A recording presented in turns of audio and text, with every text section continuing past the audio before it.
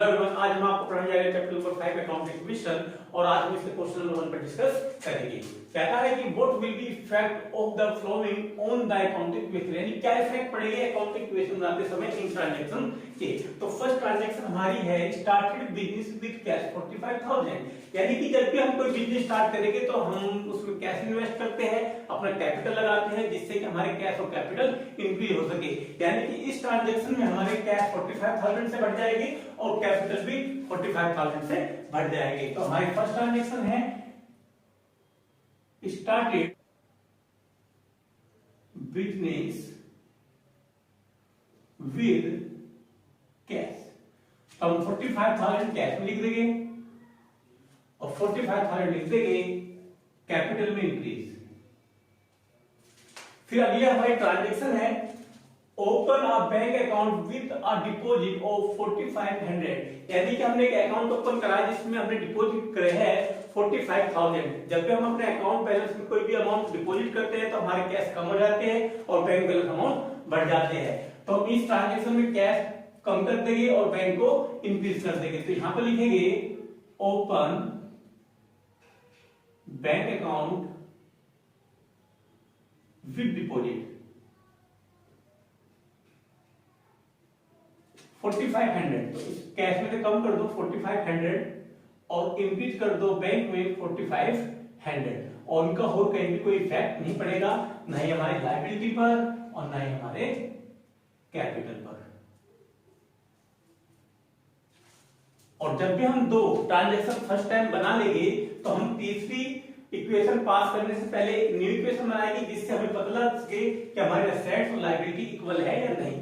अगर हमारे असेट्स और लायबिलिटी इक्वल है तो हम बिल्कुल करेक्ट पोजीशन पर है, अदरवाइज अगर ये इक्वल नहीं है तो हमने अकाउंट इक्वेशन कहीं ना कहीं गलत कर रखी है। आप उसे भी चेक कर सकते हो। तो हम एक न्यू इक्वेशन बनाते हैं, न्यू इक्वेशन, ये माइनस करेंगे तो ये आएगा 40,500, ये 4500 है जीरो, यहां भी कोई हमारी लायबिलिटी नहीं है और हमारी कैपिटल है 45,000। फिर हम अगली ट्रांजैक्शन पास करेंगे थर्ड, और थर्ड कहती है हमें bowed goods from MSN and company for 11,200, यानी कि हमने गुड्स खरीदा है एमएसएन कंपनी से 11,200 का, इससे हमारे स्टॉक और लायबिलिटी बढ़ जाएगी क्योंकि हमने गुड्स उधार खरीदा है। उधार इसलिए खरीदा है क्योंकि कहीं भी ट्रांजैक्शन में फॉर कैश का यूज नहीं है, और एक जब भी कोई गुड्स खरीद रहे हो या बेच रहे हो उसमें किसी व्यक्ति का नाम हो तो हम उसको उधार एंट्री मानते हैं, यानी क्रेडिट एंट्री पास की जाती है जिससे कि हमारा स्टॉक बढ़ जाएगा और हमारी लायबिलिटी भी बढ़ जाती है। तो हम यहां लिखेंगे bought goods from sons and company, तो इससे हमारे स्टॉक पे इंक्रीजमेंट होगी 11,200 की और हमारी लायबिलिटी भी बढ़ जाएगी 11,200 से। इससे हमारे कैपिटल पर या और कोई भी ट्रांजैक्शन पे कोई इफेक्ट नहीं पड़ेगा। ये हमारी लास्ट है, जब लास्ट होगा तो हम टोटल निकाल लेंगे और फाइंड करेंगे कि हमारे असेट्स और लायबिलिटी इक्वल है या नहीं। तो हम इसको ऐड करते आ जाएगा 40,500, ये आ जाएगा 4500 प्लस 11,200। इसी प्रकार हम लायबिलिटी को ऐड करेंगे, ये है 11,200 और यहां पर इसमें ऐड करेंगे तो आएगा 45,200। और अकाउंटिंग इक्वेशन का नियम होता है कि असेट्स इक्वल होने चाहिए लायबिलिटी के, असेट्स इक्वल टू लायबिलिटीज। अब हम असेट्स का अमाउंट जोड़ते हैं तो ये आता है हमारा 56,200। इसी प्रकार हम लायबिलिटी का अमाउंट को ऐड करते हैं तो ये आता है 56,200। दैट सो हम नेक्स्ट क्वेश्चन करते हैं, क्वेश्चन नंबर 2, और कहता है show the account equation for following transaction, यानी कि हमें शो करनी है जो हमें ट्रांजैक्शन दी है इन अकाउंटिंग इक्वेशन में। तो फर्स्ट ट्रांजैक्शन है हमारी Gopinath started business with cash 25,000। Gopinath ने बिजनेस स्टार्ट किया है 25,000 से, और मैंने आपको अभी बताया है कि जब भी हम कोई बिजनेस स्टार्ट करते हैं तो उससे हमारे कैश और कैपिटल दोनों इंक्रीज हो जाते हैं। तो हम इस ट्रांजैक्शन को पास करके कैश में ऐड कर देंगे और कैपिटल भी हमारी इंक्रीज हो जाएगी। तो यानी कि Gopinath business started with cash 25,000 से हमारे कैश इंक्रीज हो जाएंगे और हमारी कैपिटल भी बढ़ जाएगी 25,000 से। अब हम नेक्स्ट ट्रांजैक्शन करते हैं, कहता है परचेज गुड्स फ्रॉम श्याम 10,000। हमने उधार गुड्स खरीदा है मिस्टर श्याम से 10,000 का। और जब भी हम स्टॉक या गुड्स खरीदते हैं तो उससे हमारे स्टॉक और लायबिलिटी दोनों ही इंक्रीज हो जाते हैं, क्योंकि हमने उधार गुड्स खरीदा है और हमें इन फ्यूचर पे करना है। तो नंबर 2 एडजस्टमेंट है हमारी परचेज गुड्स फ्रॉम श्याम 10,000। तो 10,000 से हम स्टॉक को इंक्रीज कर देंगे और हमारी लायबिलिटी इंक्रीज हो जाएगी। इससे हमारे कैपिटल पे कोई इफेक्ट नहीं पड़ेगा और ना ही हमारे कैश और बैंक बैलेंस पे, क्योंकि उधार ट्रांजैक्शन में हमारे पास से कोई भी कैश नहीं गया होगा। तो जब मैंने बताया, जब हम स्टार्टिंग में 2 ट्रांजैक्शन पास कर चुके होंगे तो नेक्स्ट करने से पहले हम एक इक्वेशन बनानी पड़ती है जिसे हम बोलते हैं न्यू इक्वेशन, जिससे हम ये फाइंड कर सके कि हमारे असेट्स और लायबिलिटी इक्वल है या नहीं। तो हम इसको ऐड करते हैं, ये आएगा 25,000, बैंक बैलेंस हमारा अभी 0 है और स्टॉक्स हमारे पास 10,000 के। इसी प्रकार हमारी लायबिलिटी 10,000 है और कैपिटल है हमारी 25,000। तो इस प्रकार हम ये पता निकाल सकते हैं कि हमारे असेट्स और लायबिलिटी इक्वल है। ये भी 35,000 है और ये भी 35,000। नेक्स्ट करते हैं third transaction, sold goods to Sohan costing 1800 और उसको सोल्ड करा उसने 1500। यानी कि हमने सोन को उधार माल बेचा है 1800 की लागत का 1500 रुपए में, जिससे कि हमारे स्टॉक कम हो जाएगी। जब भी हम माल बेचेंगे तो हमारे पास स्टॉक चला जाएगा और हमारे डाटा बढ़ जाएगी 1500 से और हमें लॉस हुआ है 300 रुपीज का। और उसको करके देखते हैं, सोल्ड गुड्स टू सोन, तो हमारा स्टॉक कम हो जाएगा 1800 से, हमारे डाटा बढ़ जाएंगे 1500 से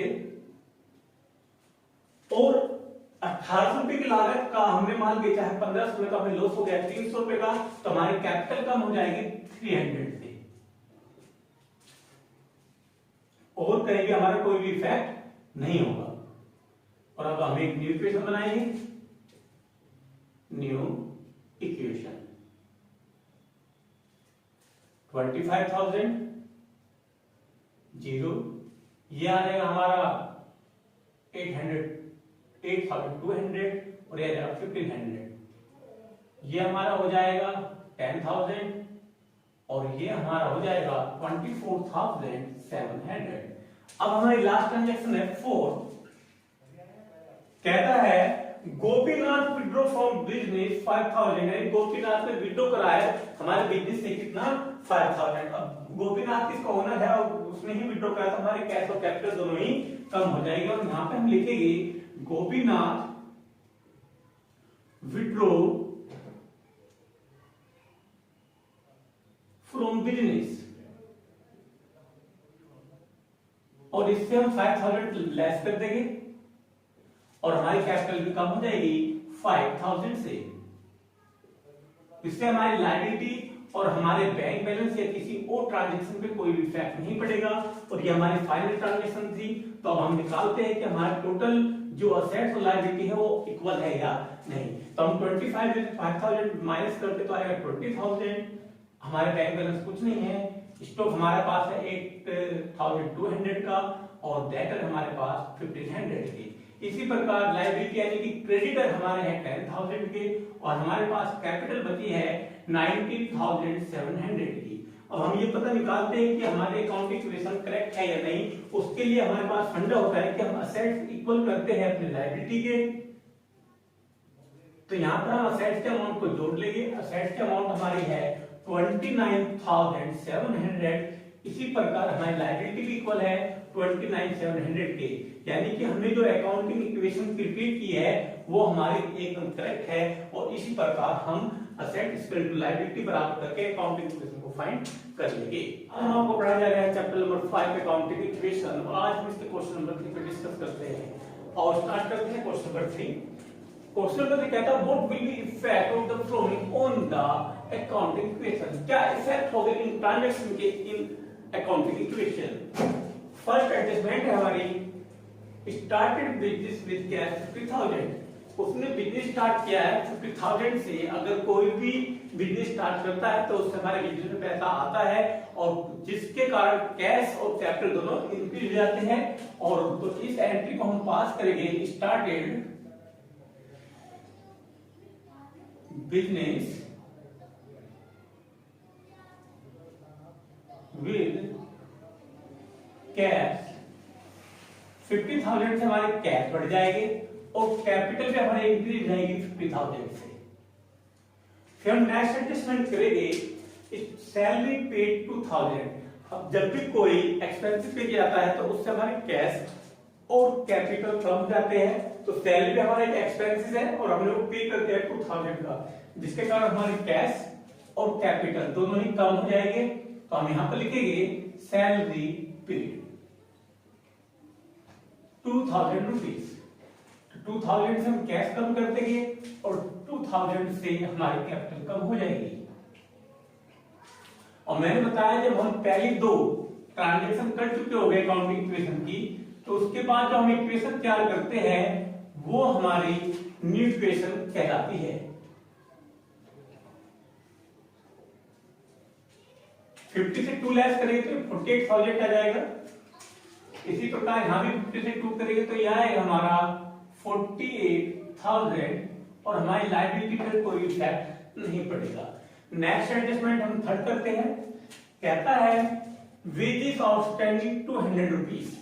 हमारा कोई एक्सपेंस अगर आउटस्टैंडिंग है तो उससे हमारी लायबिलिटी बढ़ जाती है और कैपिटल कम हो जाती है, क्योंकि हमें लायबिलिटी पे करनी है। अगर लायबिलिटी पे करनी है तो उससे कैपिटल कम होगी और आप पे एक रिस्पॉन्सिबिलिटी है तो इससे आपकी लायबिलिटी बढ़ जाएगी। तो आप लायबिलिटी में हम लिख सकते हो आउटस्टैंडिंग एक्सपेंसेस के नाम से कितने रुपए, wages outstanding. Wage outstanding 200 rupees है, उससे 200 ऐड हो जाएगा और कैपिटल से 200 माइनस हो जाएगा।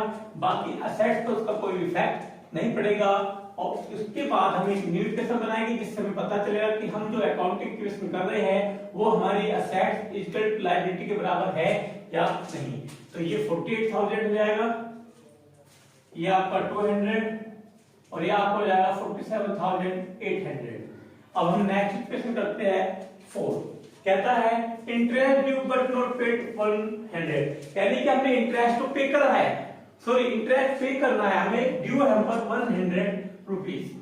अब ये अभी हमारी क्या है, एक आउटस्टैंडिंग है। आउटस्टैंडिंग होने के कारण इसको भी इसी प्रकार से ट्रीट करेंगे जिस प्रकार से हमने वेजेस को किया है। तो उसका जो एडजस्टमेंट होगी वो हम यहाँ पे लिख लेंगे, interest due but not paid, but not paid 100 rupees. तो हमारी लायबिलिटी 100 से बढ़ जाएगी और कैपिटल 100 से कम हो जाएगी। हमारे असेट्स पे इसका कोई प्रभाव नहीं पड़ेगा। और इसके बाद हम जस्ट एक इक्वेशन बनाएंगे जिसे हम बोलते हैं न्यू इक्वेशन। 48,000 ये हो जाएगा हमारा 300 और ये हो जाएगा 47,700 रुपीज। अब हम नेक्स्ट एडजस्टमेंट करते हैं और ये हमारी लास्ट एडजस्टमेंट है 5।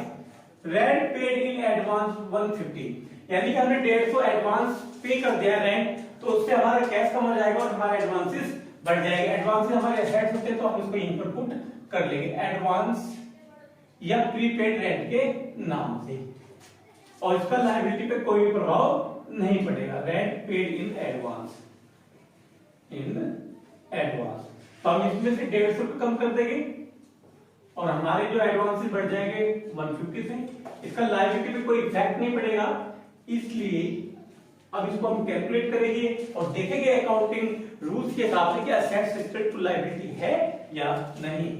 तो टोटल यहां पर कर लेते हैं, ये पड़ेगा हमारा 47,850 प्लस 150, यहां पर आ जाएगा 300 और यहां पर आ जाएगा 47,700। तो ये हमारे इक्वल होना चाहिए, assets equal to liabilities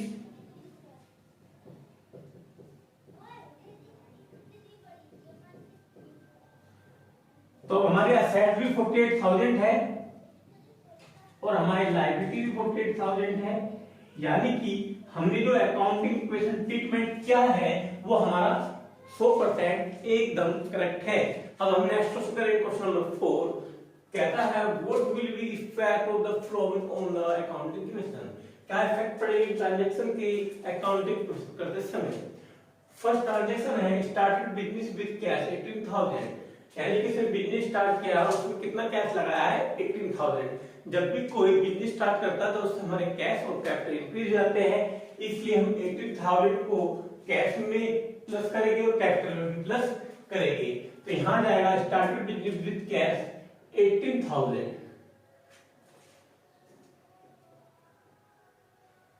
और इसका लायबिलिटी पर या कोई और चीज पर कोई इफेक्ट नहीं पड़ेगा।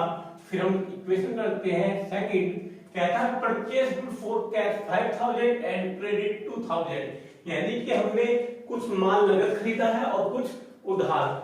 जो नगद खरीदा उससे हमारे कैश कम हो जाएगी और जो 2,000 का उधार खरीदा उससे लायबिलिटी बढ़ जाएगी और टोटल स्टॉक इंक्रीज होगा 7,000 से। तो हम यहां पर लिखते हैं purchase goods for cash and credit. अब जो हमने नगद खरीदा उससे तो हमारे 5,000 कम हो जाएगी और हमारा स्टॉक बढ़ जाएगा 5 और 2 7 से। तो यहाँ पर एक पॉइंट बनाएंगे स्टॉक का और उसमें 7,000 ऐड कर देंगे और 2,000 से लायबिलिटी बढ़ जाएगी, तो हमने उधार गुड्स खरीदा है और इसका कैपिटल पे कोई भी इफेक्ट नहीं पड़ेगा। और मैंने बताया है जब हम अकाउंटिंग इक्वेशन प्रिपेयर करते हैं तो जब हम फर्स्ट 2 ट्रांजैक्शन पास कर चुके होते हैं तो हमें एक इक्वेशन बनाते हैं जिसे हम बोलते हैं न्यू इक्वेशन। न्यू इक्वेशन 18 में 5 बाई 30 में थे 7,000 कैसे आ जाएगी सेम, ये 2,000 और ये 18,000, तो ये भी हमारे 20 है और ये भी हमारा 20 है, यानी कि हम जो भी ट्रांजैक्शन अभी तक कर रहे हैं वो एकदम करेक्ट है। अब हम नेक्स्ट पढ़ते हैं नंबर इक्वेशन 3, कहता है sold goods for cash 4,000 and cost cash की 2,400, यानी कि हमने 2400 का माल 4,000 में बेचा है जिससे हमारे कैश बढ़ जाएगी, स्टॉक कम हो जाएगी और जो दोनों के बीच में डिफरेंस है उससे में प्रॉफिट होगा तो हमारे कैपिटल की कैसे इंक्रीज कर जाएंगे 1,600 से। तो यहां हम लिखते हैं sold goods for cash, sold goods for cash 4,000 से कैश बढ़ जाएगी क्योंकि हमने माल बेचा है, हमारा स्टॉक कम हो जाएगा 2,400 से और 4,000 का हमने बेचा है 2,400 वैल्यू का गुड्स, तो 2,400 में से 4,000 जाएगा तो हमें प्रॉफिट हो गया 1,600 का और हम इस प्रॉफिट 1,600 को यहाँ पर कैपिटल में ऐड कर देंगे, इसका लायबिलिटी पे कोई भी इफेक्ट नहीं पड़ेगा। और फिर हम बनाएंगे एक न्यू इक्वेशन जिससे हम ये फाइंड करेंगे कि जो हमने अब तक ट्रीटमेंट किया है ट्रांजैक्शन का वो करेक्ट है या नहीं। न्यू इक्वेशन 13 और 4 हो गया 17,000, ये हो गया 4,600, ये आपका हो जाएगा 2,000 और ये आपका हो जाएगा 19,600। तो ये भी आपका 21,600 है और ये भी आपका 20,600 है। अब हम नेक्स्ट बढ़ते हैं इक्वेशन 4 पर। रेंट पेड 1,000 रुपीज, यानी कि हमने रेंट पे करा है, अगर कोई भी हम एक्सपेंसेस पे करते हैं तो उससे हमारे कैश और कैपिटल कम हो जाते हैं। तो हम यहां लिखेंगे रेंट पेड, तो 1,000 से हमारा कैश कम हो जाएगा, बाकी कोई और इफेक्ट नहीं पड़ेगा ना ही लायबिलिटी पर और कैपिटल भी हमारा 1,000 से कम हो जाएगा। फिर हम एक न्यू इक्वेशन बनाएंगे, न्यू इक्वेशन, ये हो जाएगा 16,000, ये सेम रहेगा 4,600, ये आपका सेम रहेगा 2,000 और ये हो जाएगा आपका 18,600। अगर हम दोनों को प्लस करते हैं तो ये आता है 20,600। इसी प्रकार साइड पे हमारी 20,600 है, यानी कि हमने जो भी अब तक के 4 ट्रांजैक्शन पास किए हैं वो हमारे एकदम करेक्ट है। अब हम नेक्स्ट बढ़ते हैं 5 पर, कहता है रेंट आउटस्टैंडिंग 200, यानी कि हमें किराया देना है अभी 200 रुपीज, जिससे कि हमारी लायबिलिटी बढ़ेगी और कैपिटल हमारे कम हो जाएगी, क्योंकि हमें वो इन फ्यूचर पे करने हैं। तो हम यहां लिखेंगे रेंट आउटस्टैंडिंग,